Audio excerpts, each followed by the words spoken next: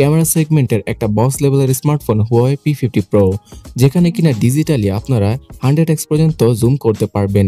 আর এই digitally 100x পর্যন্ত zoom করার পরও Huawei অ্যালগরিদমের মাধ্যমে ছবিগুলো অনেকটাই ক্লিয়ার আসবে।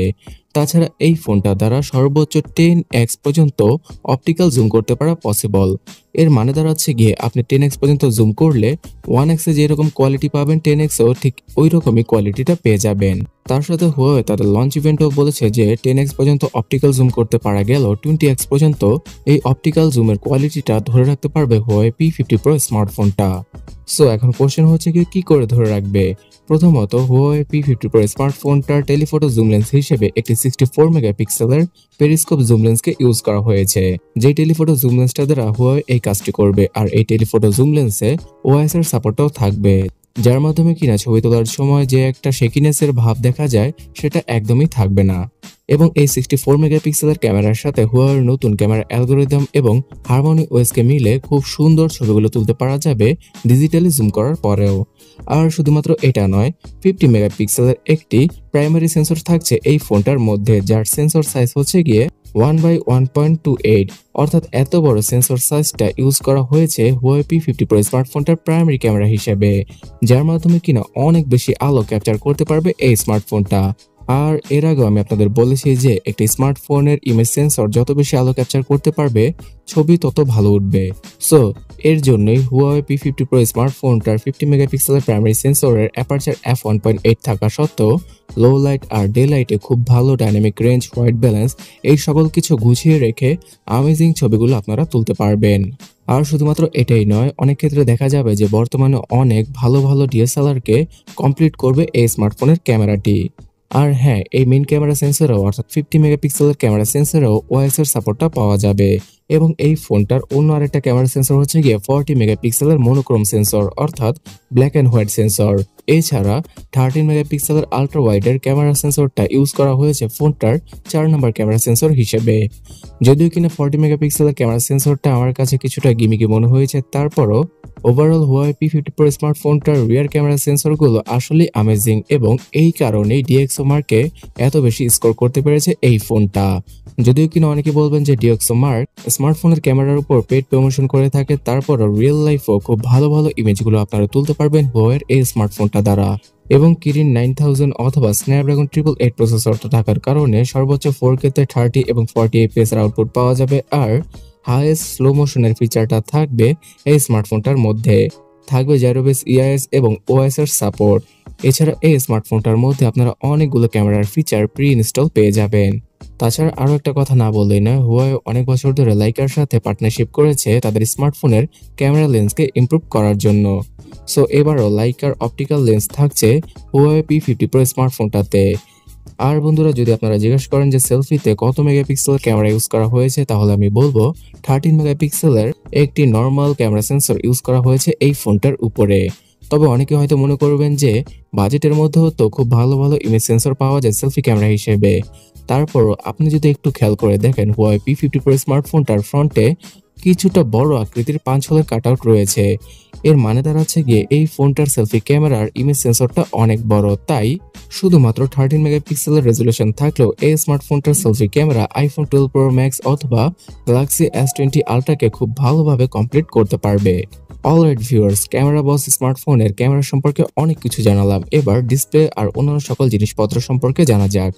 ডিসপ্লে হিসেবে Huawei এখানে 6.6 ইঞ্চির একটি OLED প্যানেলের 1 billion colour supported 120 Hz 2K রেজুলেশনের ডিসপ্লে ইউজ করেছে, যার PPI ডেন্সিটি হচ্ছে গিয়ে 450। এর মানে দাঁড়াচ্ছে গিয়ে স্মার্টফোনের মধ্যে সবচেয়ে বেস্ট কোয়ালিটির ডিসপ্লে ইউজ করা হয়েছে এখানে। আর এই স্মার্টফোনের ডিসপ্লেটা কার্ভ এজের সাথেই আসে। সো যারা কিনা কার্ভ এজের ডিসপ্লের স্মার্টফোন পছন্দ করেন তাদের জন্য তো এই স্মার্টফোনটা পারফেক্ট হবে। তাছাড়া ভিউয়ার্স, অনেকে হয়তো এবার মনে করবেন যে হারমোনি OS 2.0 সাপোর্টটা যেহেতু থাকছে এই ফোনটার সফটওয়্যার অর্থাৎ OS অপারেটিং সিস্টেম হিসেবে, তাই হয়তো এখানে অ্যান্ড্রয়েডের সাপোর্ট পাওয়া যাবে না। আপনারা কোনো চিন্তাই করবেন না, যে কোনো অ্যান্ড্রয়েডের অ্যাপ আপনারা ইজিলি ইউজ করতে পারবেন ফোনটার মধ্যে, কারণ হারমোনি OSটা বেসিক্যালি অ্যান্ড্রয়েডের উপরই তৈরি করেছে Huawei। আর যদি বলেন যে গুগল ইউজ করা যাবে কিনা, তাহলে কিছুটা ডিফিকাল্ট, কারণ প্রি ইনস্টল ভাবে গুগল না থাকলেও আপনারা যদি সাইড লোড করেন, অর্থাৎ ওয়েবসাইট থেকে নামিয়ে তারপরে ইনস্টল করেন, তারপর দেখা যায় যে গুগলের অ্যাপগুলো ঠিকভাবে কাজ করে না। সো অবশ্যই গুগলের আশা করলে এই ফোনটা আপনাদের না নেওয়াই বেটার। কিন্তু আপনারা হতাশ হবেন না, কারণ এই স্মার্টফোনটার গ্লোবাল ভার্সন অনার ম্যাজিক 3 নামে আসতে পারে। এছাড়াও অনার 50 সিরিজের স্মার্টফোনগুলোতে ইউজ করা হতে পারে Huawei P50 সিরিজের স্মার্টফোনগুলোর মতোই টেকনোলজি। তবে যাই হোক, কিরিন 9000 এবং কোয়ালকম স্ন্যাপড্রাগন 888 4G প্রসেসরের সাথেই আসে হুয়াওয়ের এই ফোনটা।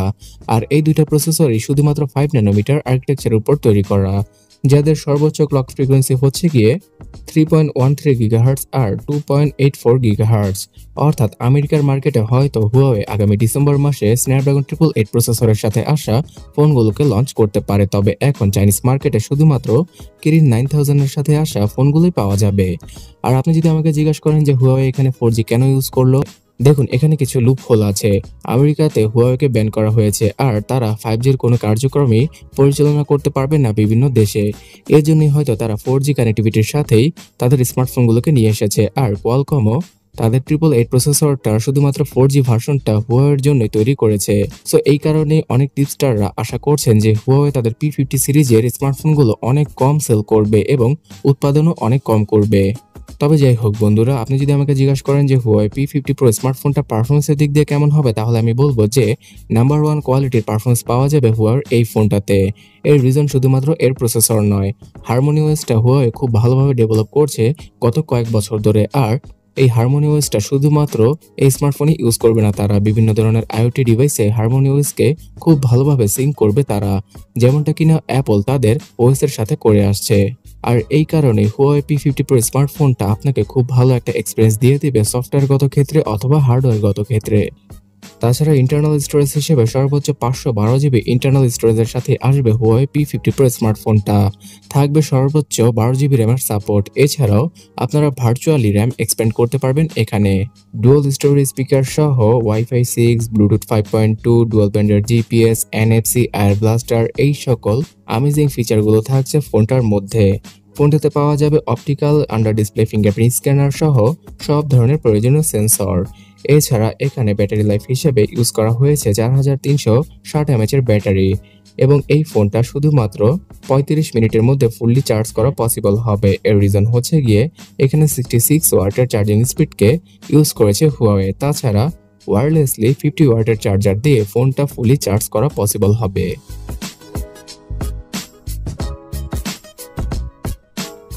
সো ভিউয়ার্স, এইরকম অ্যামেজিং ভিডিও রেগুলার পাওয়ার জন্য অবশ্যই এই চ্যানেলটাকে সাবস্ক্রাইব করে রাখবেন।